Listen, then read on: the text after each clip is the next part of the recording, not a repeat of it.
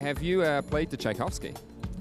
Yes, I have. I played it not too long ago with the Bern Symphony Orchestra, actually. Yeah, with his name was Ynight, the conductor. He's a Serbian, but it was a very nice performance. And yes, of course, it's a standard. It's one of the standards, one of the favorites. But it's something that I think speaks to everyone. And, you know, it's got a lot of drama, a lot of passion, a lot of pathos. But you know, then it finishes on a rather light-hearted note, which I suppose is something that rounds off the evening quite nicely for everyone.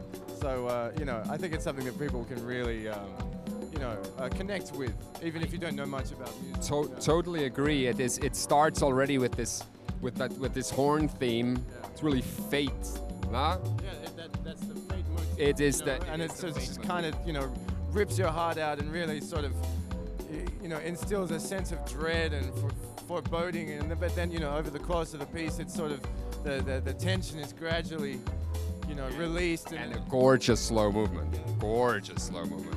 And of course, you know, the pizzicato. Yeah.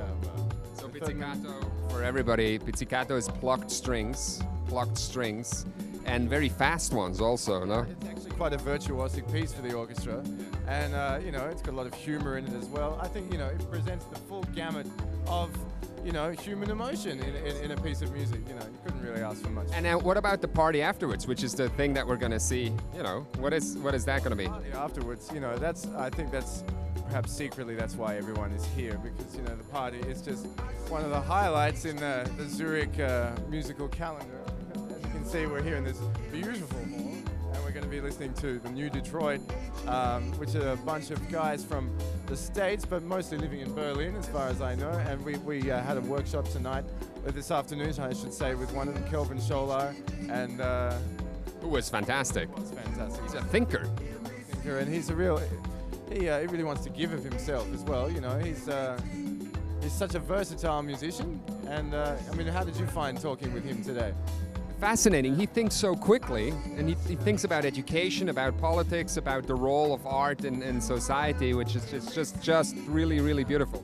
Yeah, he's very in touch with, you know, I guess, dare I say, his place in the universe, and he really wants to make a difference and you know, help so many as many as he can, which is, you know, very admirable. Anyway, I thought the whole event was really beautiful, and the students were talented and very responsive. I thought that was the best part, is that they were really enthusiastic and very involved with the whole procedure, and that's exactly what we want in an event like this. Talking about education, talking about the future of classical music, where do you see the future of classical music? Where do I see the future of classical music? Well, not that I am qualified to talk on the subject or anything, but I personally think that, you know, there will always be classical music. You know, even if the performing outlets and, you know, and the funding available to so many, you know, performing outlets is gradually dwindling as our audiences, you know. But there's no need to be too pessimistic, because the music will always be there. And I think so long as there is that basic desire for fine music, where, you know, in whatever capacity, whether it be through film or just, you know, through concert going, I think it's something we will never lose, and I think that's something to, you know, to inspire us and keep us going. So where do you think classical music belongs? Where does it need? Where should it be played? Well, I think it should be played wherever people will, you know, want to come and hear it. And if that's in a, you know, such a beautiful venue such as the Tonhalle, then, you know, why should it not be here? But of course, that is the tradition, to have it played in a, you know, in a nice, you know, refined concert hall. But why not take it to other venues? You know, why not experiment as boldly as possible to see, you know, what people will respond to? Yeah, I think that's something along the lines of the Why Not's ethos, if I may.